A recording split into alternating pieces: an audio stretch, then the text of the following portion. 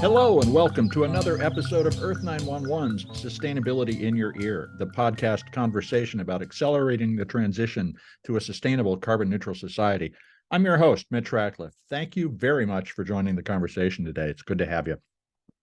Drinking water is at risk of becoming scarce in the face of climate change. According to a 2014 Government Accountability Office report, 40 of 50 state water managers expected by this year to be facing water shortages. And in fact, 50% of the nation has experienced drought since 2000.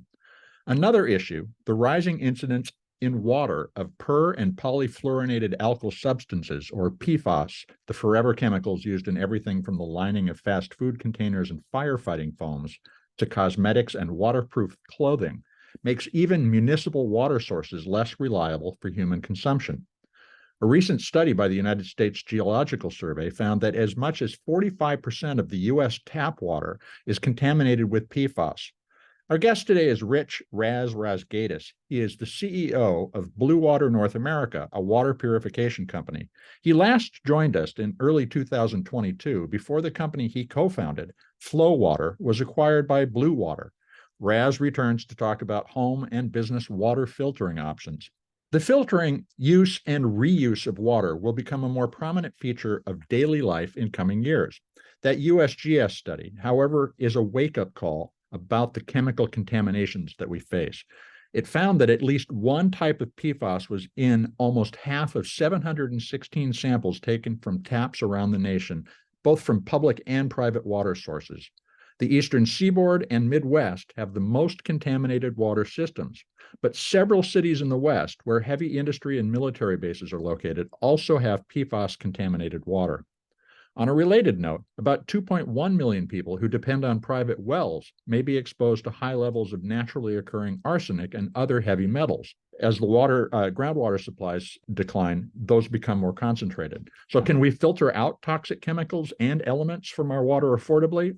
Let's find out. You can learn more about Bluewater's offerings at bluewatergroup.com. Bluewater Group is all one word, no space, no dash. Welcome back to the show, Raz. How you doing today? I'm doing great, Mitch. Thanks for having me on the show again. Well, it's good to have you back. And a lot has changed for you since we last talked. You've merged with or were acquired by Bluewater, and you've become the CEO of Bluewater US. Why was Bluewater the right company for FloWater to join and build a better water filtering infrastructure?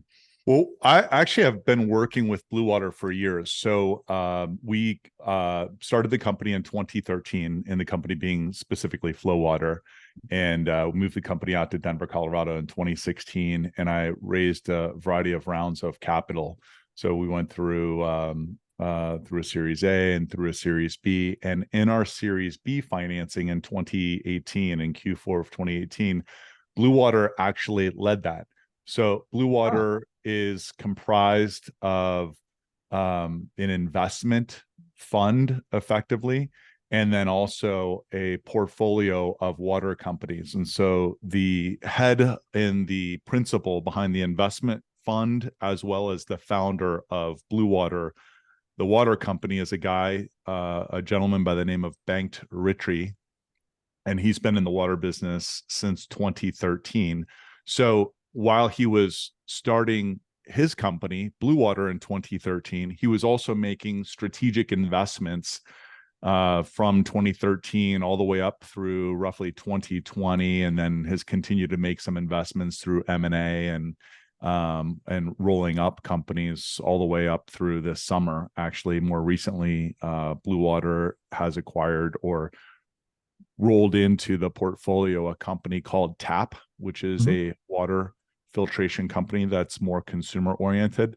So just going back to the story, Bengt and the Bluewater fund led our Series B investment, put $15 million into our company. And so I worked with them for a period of years, all of 2019, 2021, through some very, during some of our heyday years where we were just on a rocket ship ride from 2019 to 2020. We've been growing about 100% year over year since the inception of the company, to what was an incredibly complicated period of the business for us, and kind of reinventing ourselves, particularly in markets and going into categories where we hadn't been blocked out through just shutdowns, right? A lot of California was shut down, and hotels, schools, gyms, a lot of big tech companies. And so in 2022, when it became time to raise another round of financing for growth and sustenance, we came to the conclusion that the best option was to merge with Bluewater. And so they acquired the rest of the shares from other shareholders, and they'd already owned, pretty close to 50% of the company. They were still a minority investor at that time, but they owned pretty close to 50%. So they acquired the rest of the company, merged this into the global Bluewater business. And so it's good for a lot of reasons. One is size and scale does matter to this. So this is a very much a David and Goliath story. I mean, we are, I was just in Oakland yesterday, and happy to just share a little bit about that, because it's really cool from a sustainability perspective. And I'll come back to that later if you'd like to. But I was talking to somebody about this David and Goliath versus, big beverage companies and big bottled water companies. And so having some additional size and scale is of real magnitude and impact for us, product development resources, global resources. And so it's been really, really great. And the cultural fit has been fantastic. So how did the FloWater refill stations fit into the Bluewater catalog now? Are these public locations still a key priority? They are. In fact, that's a fast growing portion of our business. And so in the US, in my role covering North America, and we're still going through this brand migration, and FloWater will still remain as a product, and the company name is migrating to Bluewater North America as an entity. We are primarily focused on hotels, schools, gyms, corporations, retail, and then some events. But those are the primary big verticals where we've seen a lot of momentum. So what we've done is we've taken that recipe of where we're able to see duplication and success and getting traction and scaling, applying that globally to other markets. And those other markets are right now Europe and in the Middle East primarily. So we are co-sharing products, and we're working on the integration of the products. So part of that integration means getting refill stations into Europe, getting them into the Middle East, and getting them through channel partners that they are either establishing or Bluewater has established. And then the reverse is true as well. There's a portfolio of Bluewater products. There's under sink systems that are outstanding purification devices that remove PFAS and heavy metals and pharmaceuticals, herbicides, that are called the Spirit Pro Cleone, that we're moving into the US.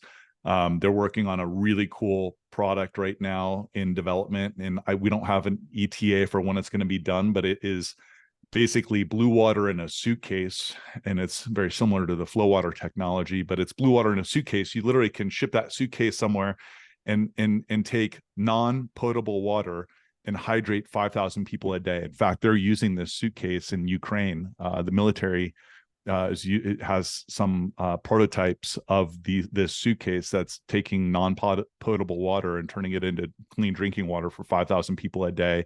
And there's a multitude of our other products. There's sponsored event units. There are hotel systems. And so we're working on co-sharing products. Part of what we're also working on, though, is really retaining focus, because as entrepreneurs, we all have probably more ideas and aspirations than we have the capacity to be able to go and execute on those. So we're constantly fighting cool ideas and cool technology and neat products with just the sheer market need and our desire to focus.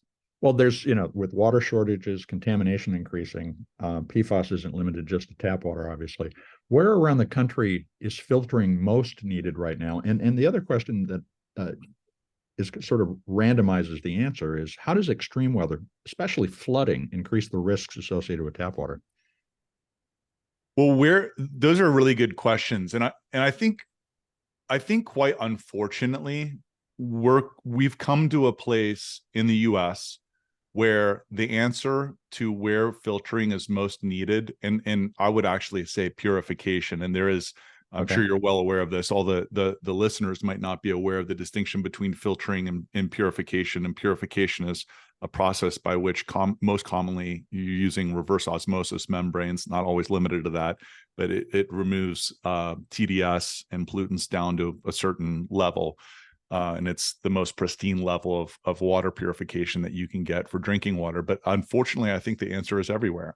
And I'll give you an example of the data point for that. But it's now pretty clear that there are trace amounts of glyphosate. I'm just picking one contaminant, glyphosate, commonly known as Roundup, Yep. in roughly 90% of tap water in the United States. And so before 72, 73, glyphosate wasn't in existence and started being used in the early 70s. And now we are literally drinking, we're drinking Roundup on tap in small doses. And that's an issue. And that's just one of the issues. Another example of that is back in, I believe it was, I think this was in Popular Science, and goes back to 2017, and the numbers I'm sure are worse since then. But there was a study that was done where 25% of random selected site test locations across the US tested higher than the EPA allowable limit for lead in tap water that is being consumed by students. Many states, in fact, most states to this day, don't even have regular state mandated lead testing for our schools that are providing drinking water to our students. And so that's starting to come into existence, and state mandates. The problem is that it's now everywhere. And that's because, now there's certain areas like Phoenix, for example. Phoenix has very high TDS levels, right? Total dissolved solids. So the water, tastes pretty poor. When you have TDS, that's anything over 100 you can taste. Parts of Phoenix range from like 600 to, in the summer, 1,000. So those are really noticeable. But we have all these issues throughout the United States, and it's quite a sad state of affairs. But that's how it is. And even some people, I go to San Francisco, and I used to live in San Francisco in the Bay Area for 10 years, and they'd say, "Well, gosh, we've got, the world's cleanest water coming out of the Hetch Hetchy as the source." And the problem still is that there are now kind of human contaminants or man-made contaminants that have made its way into the waterway that municipal water was never equipped to treat. And this it falls with the rain now. Exactly. Yeah. I mean, microplastics are a perfect example of that as well. And so another data, I started just using the Roundup as an illustration, then I went to lead, and then we can go to PFAS, and then we go to the rain and the microplastics that are in tap water and rain, as well as the air now. And so there's another a study that came out years ago that showed that over 90% of both bottled and tap water sources had on average around 300 plus microparticulates of plastic per liter of water. So even if you're not drinking bottled water, you're drinking bottled water in the form of microplastics. There's a statistic I recall reading from Mark Reisner's 1986 book, Cadillac Desert. This is actually one of the books that woke me up to all this a long time ago. And it was that every drop of water in the Colorado River has passed through more than a dozen people and animals before the river dries up, before it reaches the ocean. Oh, I've never heard that stat before. I actually haven't read that book either. Is it still worth reading? Phenomenal. Even now, 40 years later, it's still a great book to read. I will read that. Should we be thinking of water reuse as the new normal? I mean, and is water recycling at home a viable strategy to be thinking about now? That's a really terrific question, and there's a lot of facets to it. I think in an ideal situation, the answer is yes. And I think that's certainly what we should be working towards. Mm-hmm. And water reclamation and recycling, for non-drinking water, of course, but then even for drinking water, the requisite, though, this is the really important part, is the requisite component to that, though, is that we are now entering a world and an environment where we really need to treat our water twice. So it needs to be treated once at the municipal plant, and that's most commonly how people get it. And yes, some people get it in wells and other receptacles, and if they're living off grid, they might be doing something else. But the vast majority of Americans are getting their water from municipal water treatment plants, and those people do the absolute best job that I think is humanly possible today, given kind of what we've delivered to them in the form of microplastics and PFAS. And then you just also have things like lead through pipes that can't be corrected very easily, and it would take 50 years and $1 trillion to replace the infrastructure. So it's practically impractical. So we're now at a point where treating the water twice is really critical, and that means once at the municipal water treatment facility, and we need to continue to invest and use tax dollars to reinvest in that and upgrade that considerably. At the same time, though, we now need to treat it at the point of entry or at the point of dispense. The point of entry would be like coming into the house or the commercial building or the hotel or the school or the gym, or the point of dispense, which is the easiest, simplest way to rectify this on an immediate basis, is to attach some type of water filtration or purification device to the point at which water is getting dispensed or right at the dispense. And so this is kind of a theme that I have when I speak on podcasts or at various groups, which is we're now in a treat it twice society. And then we're also in an environment where we need to really take self-responsibility and self-accountability on some of these things that 50 years ago we didn't think we'd have to do, or 30 years ago we didn't think we'd have to do. And so this is happening in the world of water today. Now, Bluewater has a new generation of osmosis purification technology called superior osmosis. How does that multi-filter system work, and what's the step up from the previous generation that explains why it's superior?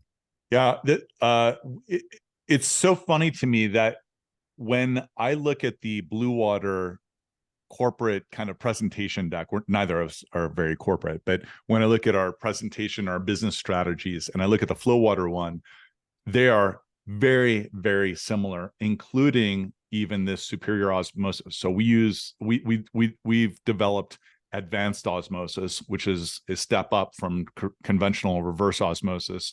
They took kind of that same approach. And by the way, for many years, Bluewater didn't know that FloWater existed. FloWater didn't know that Bluewater existed. We didn't really mirror up until 2018.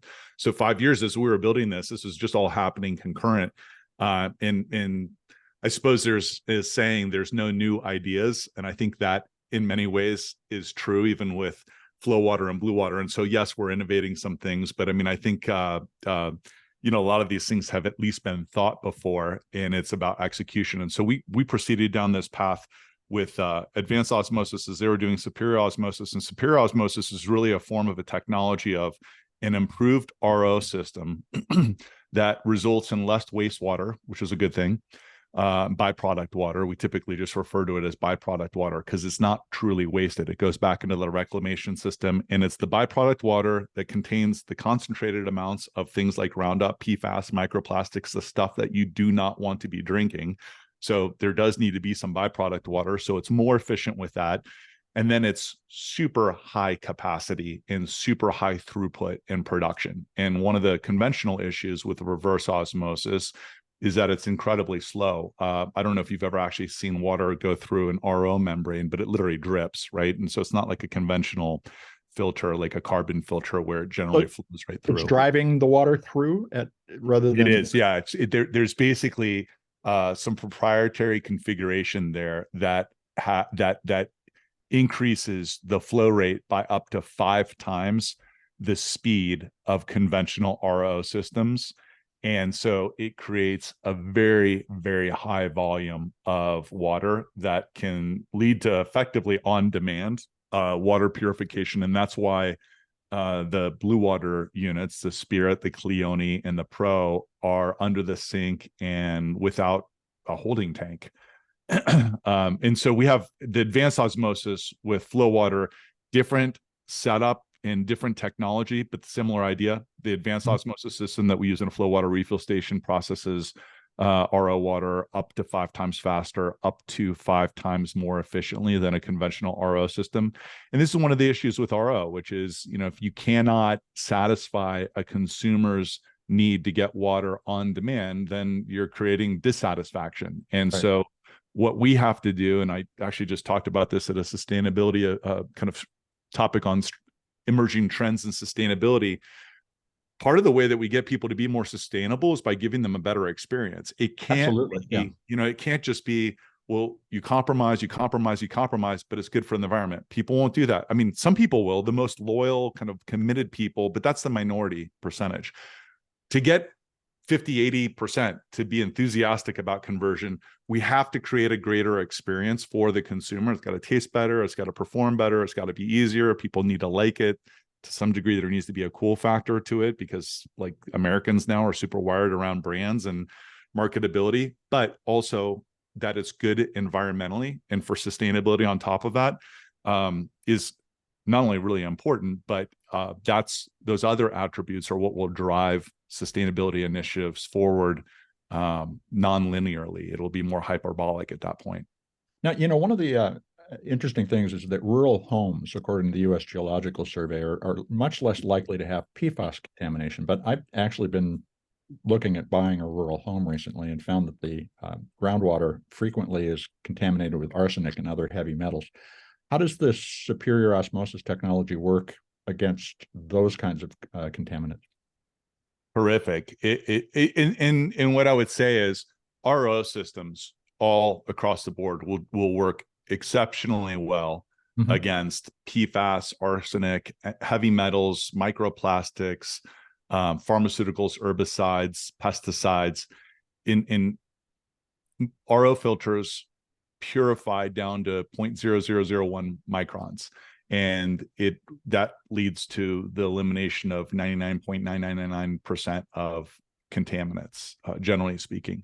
And so the Bluewater units, and what's so terrific about these under sink systems that are just, I would say they're plug and play. They're not literally plug and play, but they're very quickly installed and play. And it just has beautifully purified water on demand thereafter. That's free of contaminants and a high flow rate that you can use for everything from cooking to drinking, hooked up to your sink or a mini bar, or you could even hook it up to your fridge or an ice maker or a coffee maker. And so same thing with the FloWater refill stations. They both have that technology and that application, and that high speed with lower wastewater and byproduct water we think are really important differentiators, because that's what changes the consumer experience. Yeah. I think we've got the lay of the land. I want to dig into some of the details about how these systems work, but let's take a quick commercial break. We'll be right back.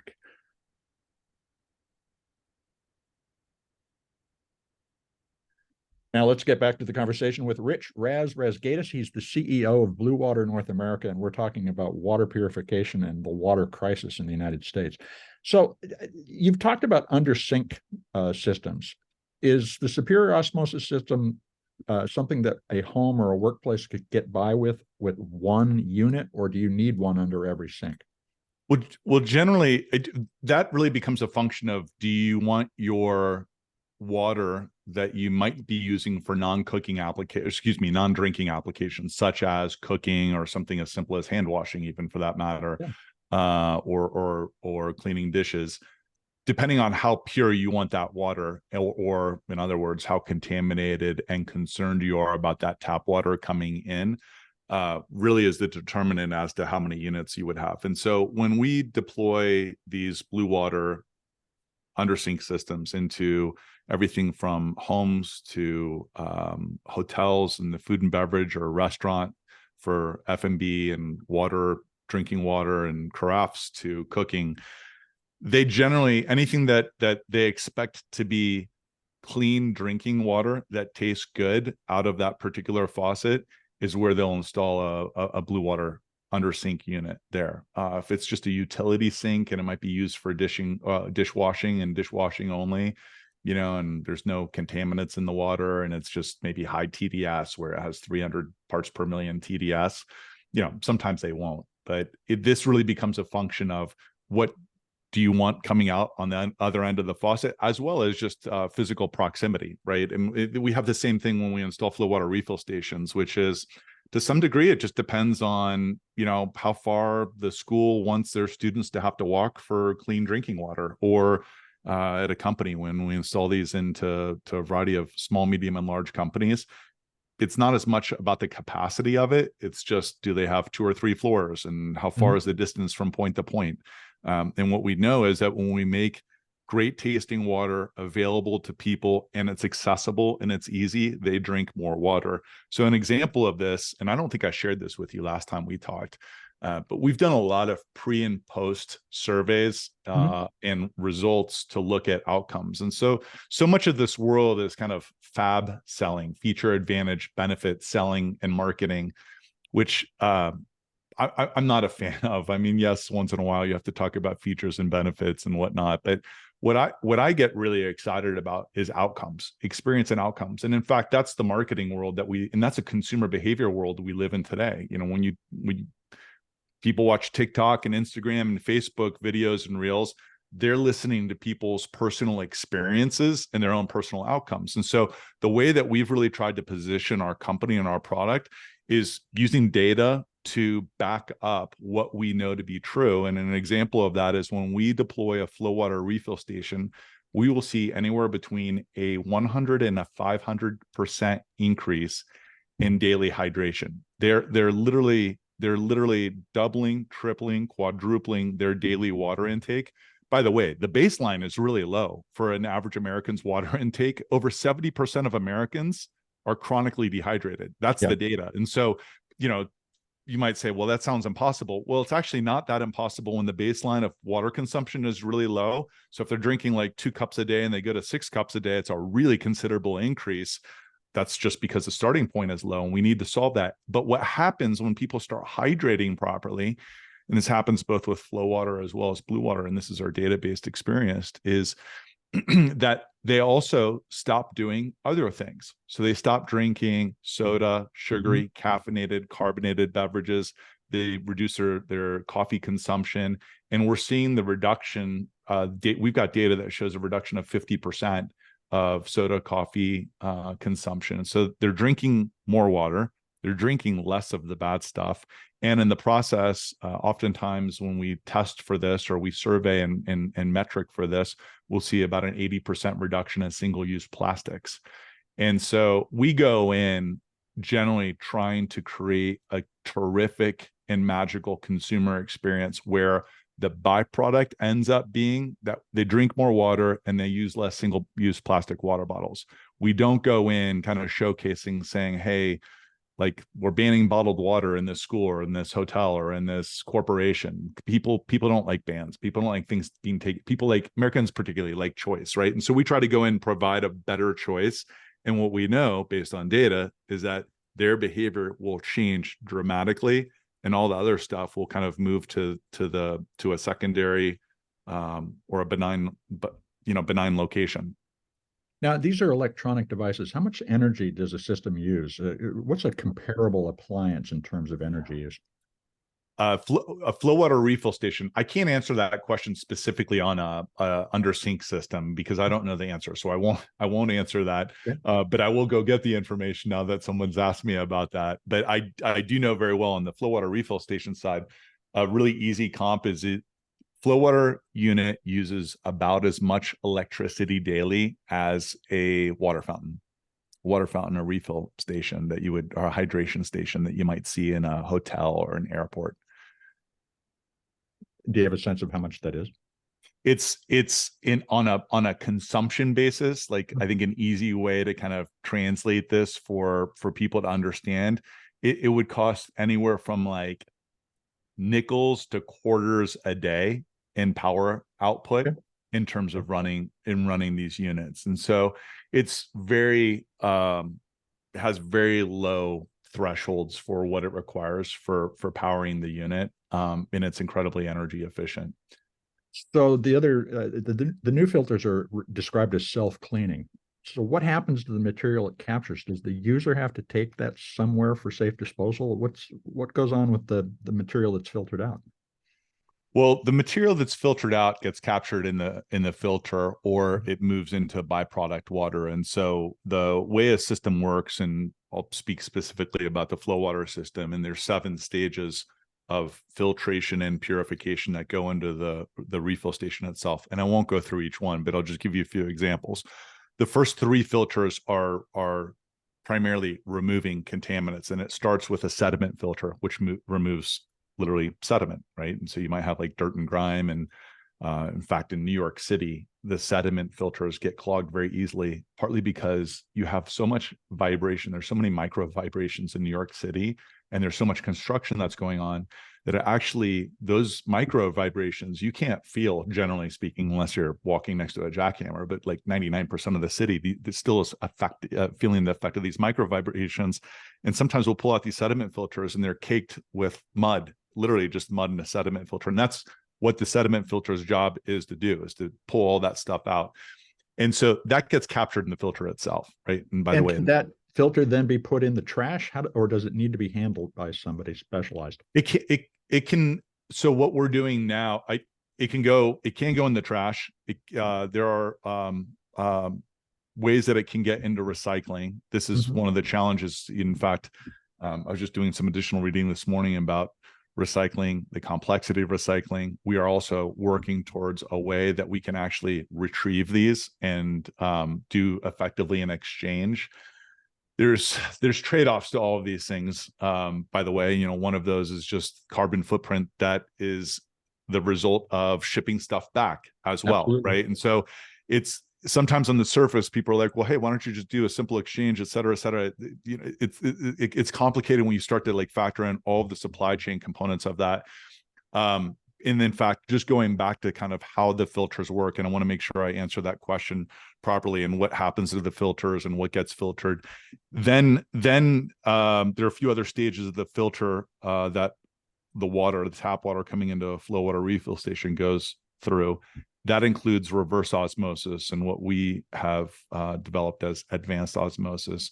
And that gets partially captured by the membrane, but also really kind of gets bifurcated, and it goes into, it's mostly separated. So rather than going through a filter where it's kind of catching it through particles like carbon or other materials, the way RO works is that the clean water passes through, and the membrane really doesn't catch as much as it does separate it, and that goes into the reclamation. So that kind of toxified water, or the heavily concentrated PFAS and glyphosate and lead and arsenic and whatnot, just goes back into reclamation. And then the rest of the filters capture contaminants or introduce positive, healthy things back into that water. And an example of that is we have an electrolyte filter that has sodium, calcium, potassium, and magnesium. So that's actually imparting. So once you're left with RO water, you're left with something that has almost zero TDS, very, very close to zero. And it's almost as close as you can get to just pure H2O and nothing else in that water. And you actually don't want just RO water that has not been remineralized. Number one, it doesn't taste right, tastes flat. And number two, your body needs electrolytes in that water to be able to properly assimilate and absorb that water. You can actually get dehydrated drinking distilled water, for example. So does the system tune the water, so to speak? Does it add the minerals? Yeah, that's a great adjective. It does tune the water, and it does so in the form of reintroducing these minerals. So the system effectively works by extracting and extracting and extracting contaminants that are in water.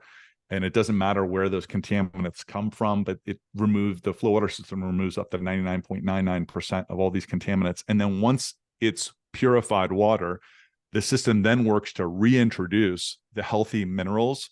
And some of those are dissolved solids. I mean, that's calcium is a dissolved solid, and you want some healthy dissolved solids in your water. And so the system will go through and reintroduce those healthy minerals into the water, which is part of what makes it FloWater.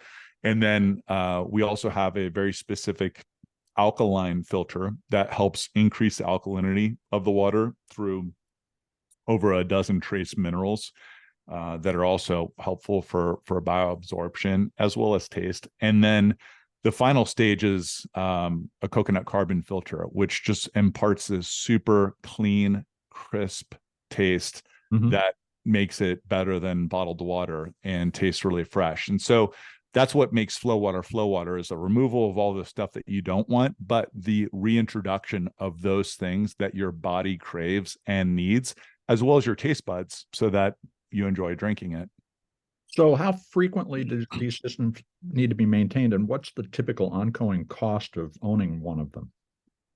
So the frequency of maintaining them are generally limited to just filter changes. And So so volume based. So you run it certain is, amount of water through it's it. time and volume. Yeah. So it's, we generally, it depends on the market, and, you know, if it's a school, we'll sometimes hit the volume number first. And if it's a company, we generally hit the number of months first. Pretty simple. It's 12 months or 12,000 gallons, Okay. whichever comes first. And if you compare that to a conventional water fountain, so if you, even a bottle filler, like let's look at a bottle filler that I don't want to use the name of the company, but it's a company that's been around for, you know, 100+ years, and they have bottle filling stations everywhere in the United States. Those stations typically have just a single stage carbon filter. Mm-hmm. It's basically a Brita in your fridge. And if someone gave me a choice between, you can drink tap water, or you can drink something out of a carbon filter or a Brita filter, I would take the filter. But on a scale of 1 to 10, it's doing a 2, not a 8, 9, or 10. So it's better than 0, but it's not very powerful. And so those filters in many hydration stations need to be changed about every 1,500 to 2,500 gallons.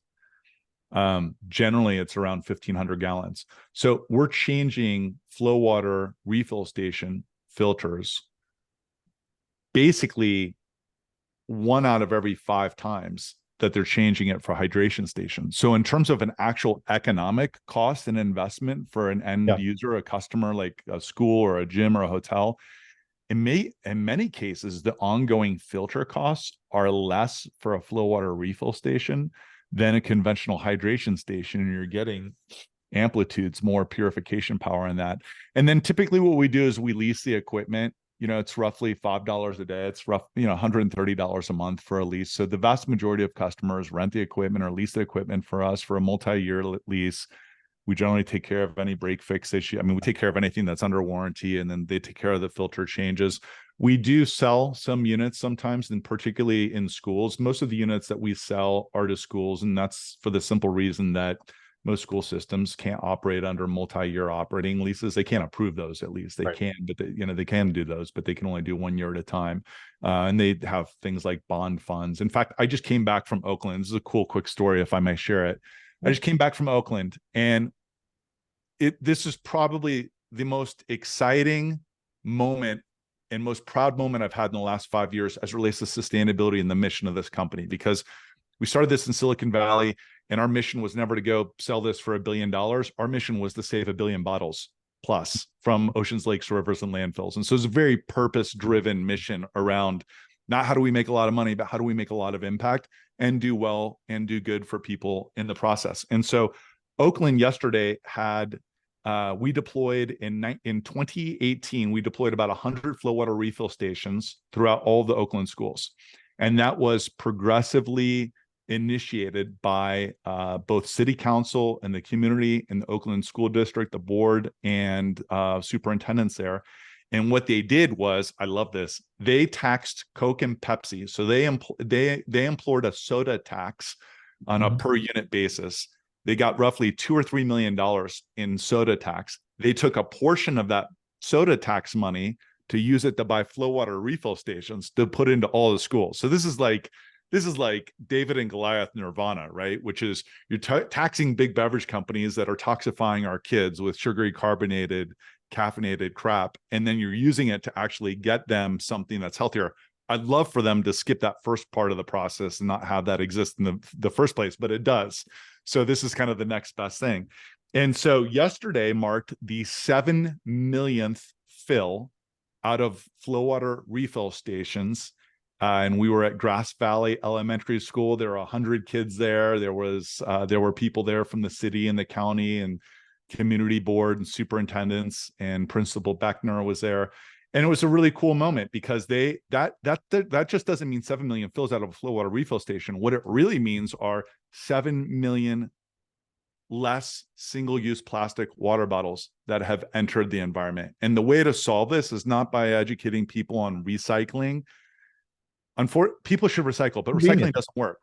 It's convenience again, first and foremost. Yeah. Yes. Agreed. And we need to work on uncycling. We need to work by solving the problem in the first part in place. And the way to solve that is by keeping bottles from entering the environment to begin with. And so that means yesterday marked a really cool event just because it was a milestone around kids doing something that they're proud of, that makes them healthier, that improves their attention. It improves their like daily life in terms of habits, eating, not snacking as much, not drinking as much junk stuff. And it's also good for the environment. And so, in fact, yesterday also marked the day that we're in the process of deploying another 85 units into the Oakland School District as kind of a part two to this. Well, that story really underscores the way we need to rethink water purification. We've always assumed, because we built it this way, that it's a centralized process, but the internet showed us that moving functionality to the edge of the network can be a lot more efficient. So what is the future of water purification? Is it more heavily instrumented and industrial municipal systems that are filtering, or should we be thinking about putting it all in homes and businesses, because that's a more efficient and potentially easier to manage platform for pure water? Well, I think it's going to require both. And, certainly there's the big problem to solve is, well, how do we really redeploy technology and make material capital improvements into water treatment facilities and plants? I mean, that's an important thing to do. And one of the things, I think sometimes people are a little critical of municipal water treatment plants, and I think unfairly so, because what is easy to forget is when many of these were built in the 50s, 60s, 70s, glyphosate wasn't even being used in the market until the early 70s. PFAS wasn't as big of an issue. People weren't as aware of the impact, the impeding impact of lead and other heavy metals on cognitive function and adolescent development. And so now we are. And those municipal treatment centers were never designed for the tax that we put on them. And part of that is an environmental byproduct, but then part of that is human-made, man-made impacts, which is we've allowed PFAS and Roundup to contaminate our waterways. And so that's part of the solution. Yet, and that's a really big part of the solution systemically. Then when we look 200 years out, we need to make those investments. But what needs to coincide that investment is infrastructure, and infrastructure means the waterways. And sometimes a very simple metaphor that I use with people is having the most pristine and innovative and state-of-the-art water purification and technology within a municipal water plant is not any different than having the most beautiful, pristine, organic ingredients that you're using from Vermont on like the most environmentally conscious farm that's been grown that you're preparing in your kitchen, and then taking that beautiful meal and dragging it across the floor to the dinner table and then plopping it back down on the plate. And that's a metaphor for what happens when water gets treated and purified properly. But if you're dragging it or carrying it through a delivery system, the pipes that are 50, 70, 80 years old, that are full of contaminants, that have residual break-off sediment and lead byproducts that are permeating it, well, then you just have super pristine water that then has been contaminated in the delivery process. And so we have to solve the infrastructural piece as well. That leads me to kind of the other side of the coin, which is we now need to take charge of our own destiny and be responsible for water that's coming into our households, into our schools, into our companies, into our hotels, into the gyms that we're going into, and be responsible for delivering clean drinking water that consumers love the taste of and can trust. And that does two things. One is it preserves and sanctifies and ensures a safe drinking water experience free of contaminants, but also it helps us eliminate single-use plastic water bottles. And the only way to do that is to treat it twice at the point of entry or the point of dispense. And so, of course, we think we're a powerful part of the solution for that, but we're not the only solution. There's other companies that are out there that are doing really good work around water technology and keeping us from needing to rely on bottled water.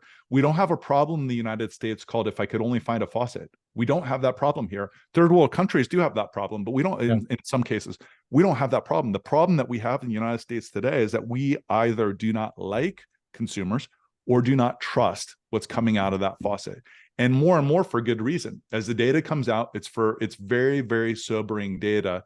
And so we have to treat what's coming out of that faucet. And the way to do that is to completely redefine that water right before it gets dispensed to ensure that you're getting pure, pristine drinking water that is safe. You know, you mentioned earlier it would take about $1 trillion to upgrade the infrastructure. And if we look out over the 200 years you just mentioned, that's a very reasonable thing to do. How ultimately do you envision water use, let's say in 2100?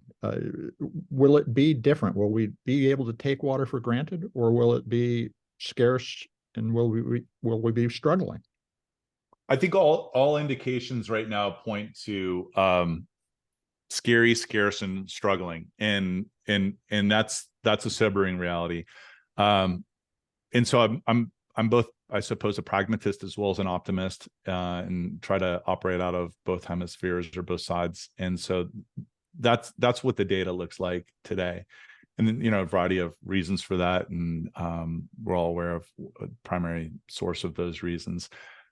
At the same time, I think there's a lot of hope around consumer behavior change and the introduction of new technology, and eventually a reinvention of how we procure and consume drinking water. And so my area of business really primarily focuses on drinking water, but of course, the entire water industry is made up of much more than that.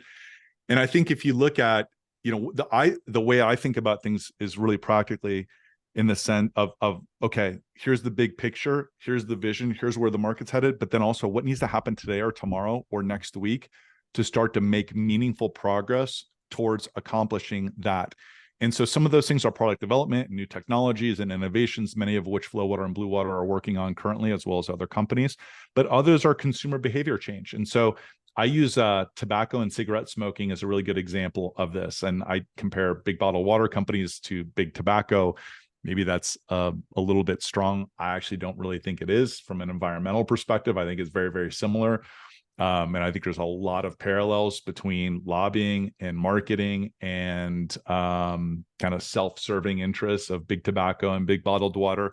But I'll give you an example of this. In the 60s, well, first of all, I could have opened this presentation in the 60s by smoking a cigarette throughout this entire interview, and it wouldn't have been that weird. So that's one thing that's just changed massively. But second, used to be around 46% of Americans smoked, and now it's down to the low teens. And smoking, through education and awareness and impact, and also becoming really uncool, had a kind of force multiplying effect on declining smoking rates. And even up until before vaping was introduced about a decade ago. I mean, this data predates the introduction of vaping and alternative, like, you know, non-cigarette alternatives. And so I think we're under that same pathway right now as it relates to drinking water. It used to be super cool to be walking around with a bottle of Fiji, and now you kind of look like a jerk walking around. Like, it looks like, you know, I'd like to use a more colorful word, but my mom is reminding me constantly to work on not using my New York City English on public podcasts and presentations. And so, you know, you really kind of look like a jerk walking around with a single-use plastic water bottle that's been branded, and you literally are shipping your water. You kind of, some people think, stealing it from local communities, and then you're shipping it halfway around the world so that you can be walking around with this bottle of water, and yet there's a faucet 50 feet away. And so I think that we're underway through, you know, commercial efforts, consumer efforts, education, data, sustainability initiatives, and also taking back the tap. We're making the same headway as was made against big tobacco and the smoking of cigarettes. I just think it's going to happen a lot faster because we have the benefit of, you know, super rapid fire information flow, which didn't exist in the 60s, 70s, and 80s when there was this big push away from cigarettes. Well, it is certainly a time when we'll be able to communicate the real impact of what one is doing a lot more efficiently. And I hope that change that you're describing comes to pass. How can our listeners follow along with what you're doing at Bluewater?